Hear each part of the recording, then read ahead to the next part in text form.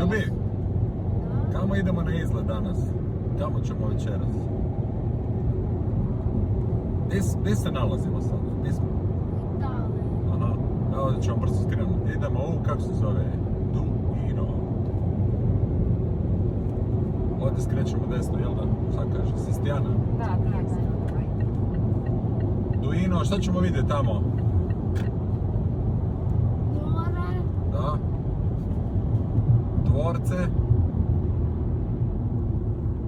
SS14, dobro. Jedrilice. Evo nas u Duinu. Italijanke i Italijani se već na veliko kupaju. Danas je 24.5. Popet ćemo se gore na Novu Liticu. Gore je dvorac i ta Rilke staza koja ima nekih 2, možda čak i više kilometara, vidjet ćemo. Kažu da je prekrasna.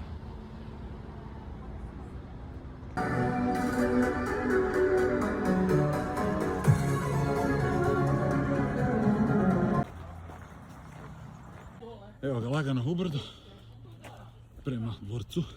Ozbiljno planinarenje! Ozbiljno planinarenje! U nas stigli gore. Prekrasan pogled. Još da nađemo i dvorac. Ne znam. Evo ga i fake bol na braću. Da. A ne, ali stvarno ono je posebno. Onaj rt je posebno. Evo ga masa ljudi. Jako je vruće, ali jako je lijepo. Pogledajte ovaj pogled. Neke regatice tu.